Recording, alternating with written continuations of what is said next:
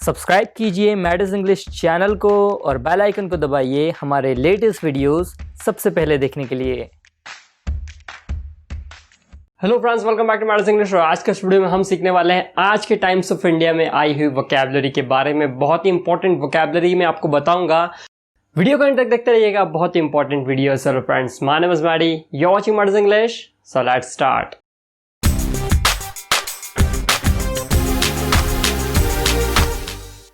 आज का सबसे पहला वर्ड है डिग in heels. Dig in heels का मतलब होता है to refuse to accept something, मतलब किसी चीज को मानने से इनकार कर देना, उससे कहा जाता है to dig in heels. Dig in heels मतलब किसी चीज को मानने से इनकार कर देना। देख सकते हैं इमेज में किस तरह से वर्ड यूज हुआ है। आइए हम समझते हैं, ऐसे सेंटेंस में आपको अच्छे से क्लियर हो जाएगा।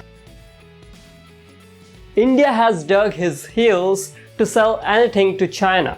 India has dug his heels to sell anything to China मतलब भारत ने चाइना मतलब चीन को कुछ भी बेचने से इनकार कर दिया है। इस सेंस में हमको यूज़ करना है टू डिग इन हील्स का, जहाँ पर इसका मतलब है किसी चीज़ से इनकार कर देना, कुछ भी करने से इनकार कर देना।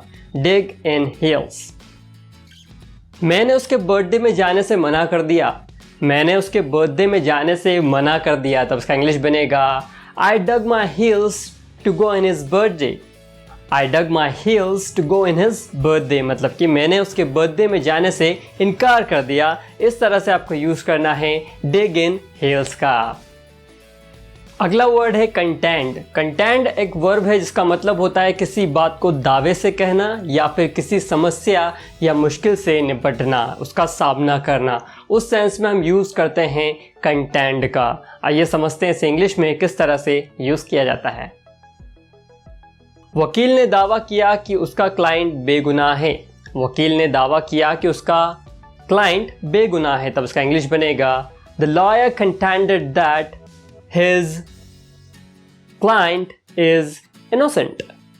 The lawyer contended that his client is innocent मतलब कि उसका जो क्लाइंट है वो बेगुनाह है। इस सेंस में हमको यूज़ करना है कंटेंड का, मतलब कि किसी बात को साबित करना कि वो बेगुनाह है, मतलब कि किसी बात को इस तरह से साबित करना, ऐसा दावा करना कि जो चीज़ हुई है वो गलत है, मैं सही हूँ। उस सेंस में हम कहते हैं कंटेंड को, मतलब कि दावा करना कि आप श्योर हैं 100% कि ऐसा कुछ नहीं है।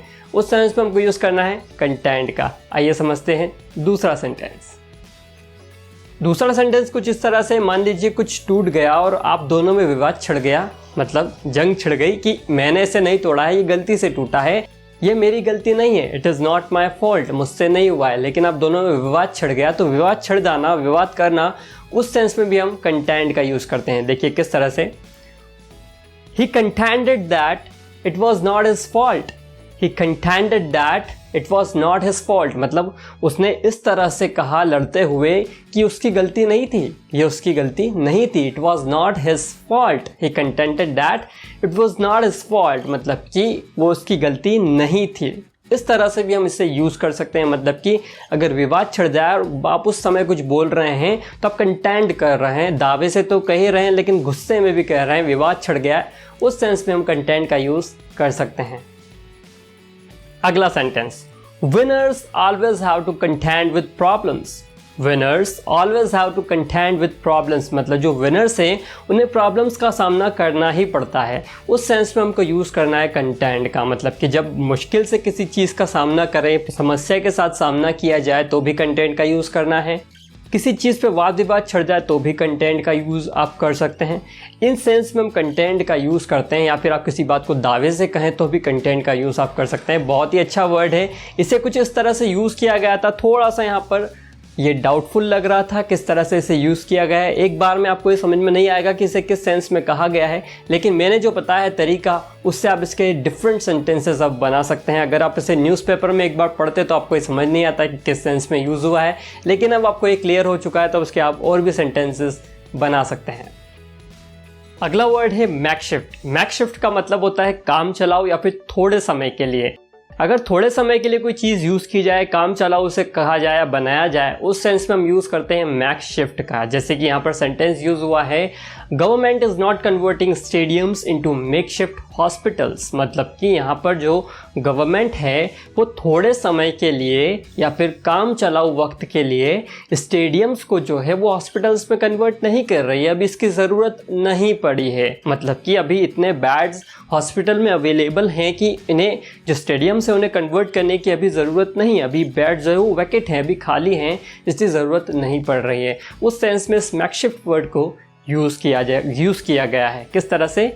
Government is not converting stadiums into a makeshift hospitals, मतलब कि मेकशिफ्ट हॉस्पिटल मतलब कि काम चलाओ अस्पताल में उसे कन्वर्ट अभी नहीं किया जा रहा है, क्योंकि सिचुएशन अभी थोड़ी काबू में है। हमारे पास इतने बेड्स अवेलेबल हैं अस्पताल्स में। देखिए इंग्लिश इतनी चढ़ चुकी है कि हॉस्पिटल को हिंदी में अस्पताल कहा जाता है, लेकिन इंग्लिश में भी अब वो अस्पताल निकल रहा है, तो ऐसा मत होने दीजिएगा। ये इंग्लिश का ये भूत है, इसे दूर रखिएगा थोड़ा। हॉस्पिटल्स को हॉस्पिटल्स ही कहना है, अस्पताल को अस्पताल ही कहना है, और प्लूरल बनाइएगा तो अस्पतालों कहना है। तो यहाँ पर अभी इस चीज़ की ज़रूरत नहीं है। बेड्स इतने अवेलेबल है हॉस्पिटल्स में कि अभी उसे स्टेडियम्स को उस काम चलाओ अस्पताल में कन्वर्ट करने की ज़रूरत नहीं है। तो मैकशिफ्ट हॉस्पिटल हो सकता है, मैकशिफ्ट स्कूल हो सकता है, कोई सी जगह पड़ी जहाँ पर बच्चों को बस सिखा दिया जाए, बिठा दिया जाए और काम चालू हो जाए, तो काम चलाओ स्कूल बन जाता है। तो मैकशिफ्ट स्कूल से कह सकते हैं। वैसे मैकशिफ्टर भी एक वर्ड होता है जिसका मतलब होता है जुगाड़ू व्यक्ति। अगर कोई व्यक्ति जो है वो जुगाड़ू है तो उसे आप मैकशिफ्टर कह सकते हैं। ही इज़ अ मैकशिफ्टर, वो जुगाड़ू है। मैकशिफ्ट का एक और सेंटेंस आप बना सकते हैं जो कि मेरे दिमाग में सडनली आया। देखिए भारत एक ऐसी जगह है जहाँ पर कहीं भी पार्क लोग कर देते हैं गाड़ी, मतलब कि जहाँ पर 2-4 गाड़ी दिखी उसे पार्किंग एरिया बना दिया जाता है, तो वो एक मैकशिफ्ट पार्किंग एरिया हो जाता है। तो इसे आप इंग्लिश में क्या कहेंगे? अगर मान लीजिए आपके पास में भी कार है तो आप कहेंगे I parked my car into a makeshift parking area. I parked my car into makeshift parking area, मतलब कि वो पार्किंग एरिया कुछ ऐसा बनाया गया था कि यहाँ पर 2-4 कारें खड़ी थी तो मैंने भी खड़ी कर दी, तो वो मेकशिफ्ट पार्किंग एरिया हो गया। मतलब कि वो काम चलाओ थोड़ी देर के लिए वो बन चुका है ऐसा एरिया। मतलब वो एकदम से पार्किंग वाला एरिया नहीं है, लोग तो जहाँ पार्किंग के लिए क्रॉस रहता है वहाँ भी अपनी गाड़ी खड़ी कर देते हैं, तो वो मेकशिफ्ट पार्किंग एरिया कहलाता है, जहाँ पर 3-4 गाड़ियाँ खड़ी और आपने भी अपनी गाड़ी लगा दी। अगला वर्ड है एरेंट। एरेंट बहुत ज़्यादा यूज़ होता है डेली लाइफ में। इसका हिंदी में मतलब है कि अनुचित व्यवहार करने वाला, माता पिता की अवज्ञा करने वाला, या फिर लड़ाई करने पर जो व्यक्ति घर छोड़ देता है उसे भी एरेंट कहा जाता है। Errant husband, errant wife, errant son, errant child, errant kid, कुछ भी हो सकता है। जो लड़ाई करने पर घर छोड़ दे या फिर माता पिता की अवज्ञा करे, मतलब उनका पालन ना करे, उन्हें कुछ तो भी बोले, वो व्यक्ति, अनुचित व्यवहार करे, वो व्यक्ति एरेंट होता है। तो ये बहुत ही अच्छी तरीके से यूज़ हुआ है टाइम्स ऑफ इंडिया में, आप इसे देख सकते हैं। कोई भी ऐसा व्यक्ति जो किसी चीज़ की मतलब किसी की आज्ञा का पालन ना करता हो, अनुचित व्यवहार करता हो और कुछ छोटी मोटी लड़ाई हो जाए तो घर छोड़कर जाने वाला व्यक्ति भी एरेंट होता है। तो इसे यूज़ कीजिएगा इसी तरह से, errant man, errant woman, errant kid, errant child, errant son, errant daughter, इस तरह से आप इसे यूज़ कर सकते हैं। अगला वर्ड है stick to one's guns.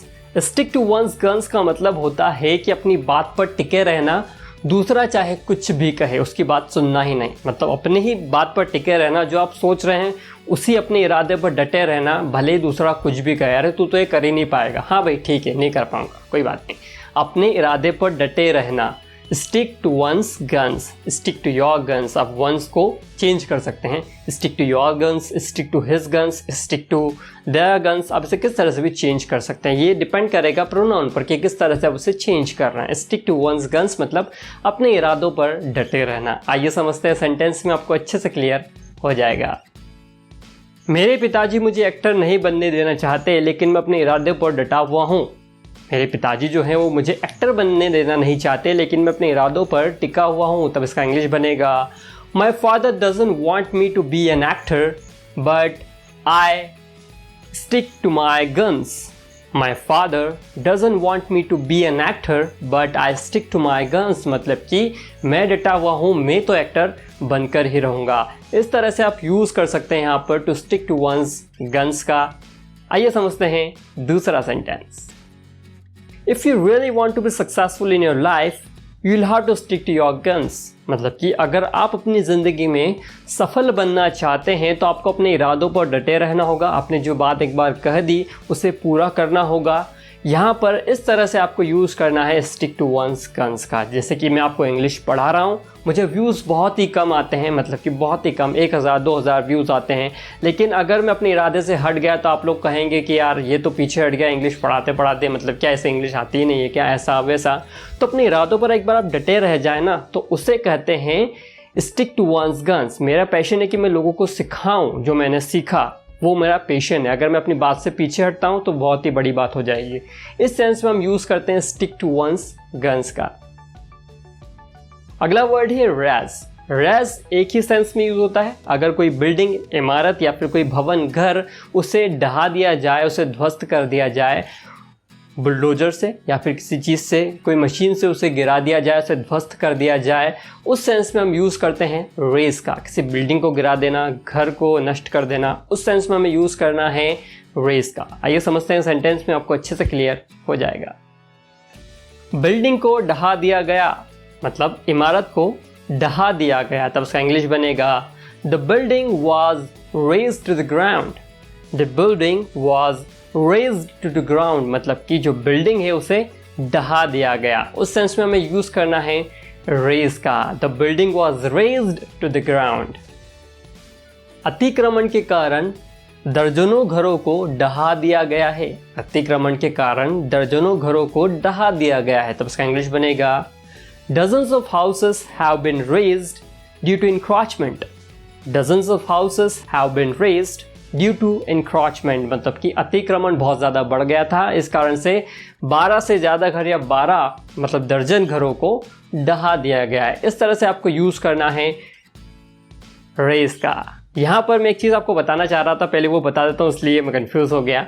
Dozens of, तो यहाँ पर डजन्स ऑफ जब भी आप कहें ना, उसके बाद में प्लूरल का ही आपको यूज़ करना है। जैसे डजन्स ऑफ हाउसेस, इसी तरह से हंड्रेड्स ऑफ पीपल, ऐसा करके आपको यूज़ करना है। तो ध्यान रखिएगा इस चीज़ को, hundreds of people, dozens of houses, dozens of eggs, dozens of bananas, ऐसा करके आपको यूज़ करना है। तो प्लूरल आएगा, उसके बाद ध्यान रखिएगा इस चीज़ को, गलती मत कीजिएगा।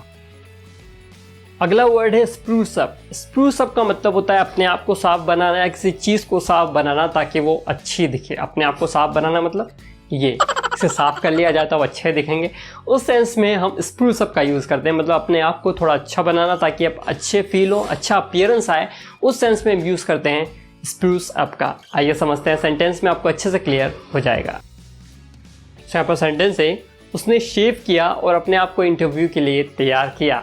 उसने शेव किया और अपने आप को इंटरव्यू के लिए तैयार किया, तब उसका इंग्लिश बनेगा he shaved and spruced himself up for an interview. He shaved and spruced himself up for an interview, मतलब कि अपने आप को इंटरव्यू के लिए तैयार किया। मतलब अपने आप को अपीयरेंस के तौर पर अच्छे दिखने के लिए हम यूज़ करते हैं स्प्रूस अप का। आप किसी चीज़ को बेहतर बनाने के लिए भी स्प्रूस अप का यूज़ कर सकते हैं। कंपनी की इमेज बढ़ाने के लिए मुझे पैसे दिए गए थे। कंपनी की इमेज बढ़ाने के लिए मुझे पैसे दिए गए थे, तब इसका इंग्लिश बनेगा, मतलब यहाँ पर कंपनी की इमेज सुधारने के लिए, मतलब वो अपीयरेंस में लोगों के तौर तरीकों पर, मतलब जब कंपनी की बातचीत चले तो वो अच्छी दिखे। मतलब राइवल कंपनीज़ के सामने जब उसकी बातचीत की जाए तो कंपनी का थोड़ा अलग ही अपीयरेंस निकल कर आए, मतलब कंपनी थोड़ी सी जानी मानी दिखे, तब इसका इंग्लिश बनेगा उसके लिए मुझे पैसे दिए गए थे। इसका इंग्लिश बनेगा I have been paid to spruce up the image of the company. I have been paid to spruce up the image of the company, मतलब कि कंपनी की इमेज बनाने के लिए मुझे पैसे दिए गए थे। उस सेंस में हमको यूज़ करना है spruce up का। अगला वर्ड है excavate। excavate का मतलब होता है कि ज़मीन से ऐसी चीज़ें निकालना जो कि चिरकाल से दबी हुई या फिर बहुत समय से दबी हुई है। राजा महाराजाओं के टाइम से अगर कोई चीज़ ज़मीन में गड़ी हुई है तो उसे निकालना एक तरह से एक्सकवेट वर्ब का हम यूज़ करते हैं, उसे कहा जाता है एक्सकवेट। इस प्रोसेस को कहा जाता है एक्सकवेशन। तो ऐसे चीज़ का ध्यान रखिएगा, एक्सकवेशन एक प्रोसेस हो गई उस चीज़ को निकालने की, एक्सकवेट मतलब उस चीज़ को निकालना। आइए समझते हैं, सेंटेंस में आपको अच्छे से क्लियर हो जाएगा। हम इस ज़मीन की खुदाई कर रहे हैं ताकि हम इस ज़मीन से कुछ अनमोल वस्तुएं प्राप्त कर सकें। हम इस ज़मीन की खुदाई कर रहे हैं ताकि हमें कुछ इस ज़मीन से कुछ अनमोल वस्तुएं प्राप्त हो सके, तब इसका इंग्लिश बनेगा We are excavating this land in order to get precious things. We are excavating this land in order to get precious things. मतलब कि हम अनमोल वस्तुएं प्राप्त करने के लिए इस ज़मीन की खुदाई कर रहे हैं। उस सेंस में हमको यूज़ करना है excavating का। यहाँ पर excavating इस तरह से यूज़ किया गया है न्यूज़पेपर में, लेकिन थोड़ा अलग है। लेकिन यहाँ पर हम excavating को यूज़ कर सकते हैं किसी भी चीज़ को ज़मीन से निकालने के, जैसे वहाँ पर रेड सॉइल का यूज़ किया गया। हम यहाँ पर प्रीशियस थिंग्स, कुछ भी चीज़ निकालने के लिए हम यहाँ पर यूज़ कर सकते हैं। अगला वर्ड है बसीज। बसीज का मतलब होता है जब कोई फैंस किसी सेलिब्रिटी को घेर ले, या फिर जो सैनिक की सहायता से हम किसी मकान को या किसी जगह को घेर लें, उसे भी हम बसीज कहते हैं। मतलब कि सेना की सहायता से किसी चीज़ को घेर लेना, या फिर फैंस जब होते हैं किसी सेलिब्रिटी को घेर लेते हैं तो उसे भी हम बसीज कहते हैं। आइए समझते हैं सेंटेंस में, आपको अच्छे से क्लियर हो जाएगा। शाहरुख खान फैंस और रिपोर्टर्स से घिरा गए। शाहरुख खान फैंस और रिपोर्टर्स से घिरा गए, तब उसका इंग्लिश बनेगा Shahrukh Khan was besieged by media and fans, या फिर by reporters and fans. Shahrukh Khan was besieged by fans and reporters. इसे भी आप इस तरह से कह सकते हैं, मतलब कि रिपोर्टर्स और जो फैंस है उन्होंने शाहरुख खान को घेर लिया। इस सेंस में हमें यूज़ करना है बसीज का, मतलब किसी से घेरा जाए उस सेंस में हम बसीज का यूज़ करते हैं। मान लीजिए किसी बिल्डिंग में आतंकवादी घुसे हुए हैं और हम कह रहे हैं इंग्लिश में the building was besieged. The building was besieged मतलब बिल्डिंग को घेर लिया गया क्योंकि वहाँ पर आतंकवादी थे। तो यहाँ पर बसीज्ड, यहाँ पर आप कह रहे हैं बिल्डिंग वॉज बसीज्ड मतलब कि उस बिल्डिंग को सेना की सहायता से घेरा गया है। फैंस या रिपोर्टर्स की सहायता से नहीं, सेना की सहायता से वहाँ पर उस बिल्डिंग को घेरा गया है। तो द बिल्डिंग वॉज बसीज्ड। तो बसीज के यहाँ पर दो मतलब है। पहला, किसी चीज़ को घेर लेना सेना की मदद से। दूसरा, फैंस रिपोर्टर्स कोई भी व्यक्ति अगर किसी को घेर लें उस सेंस में हम बसीज का यूज़ करते हैं।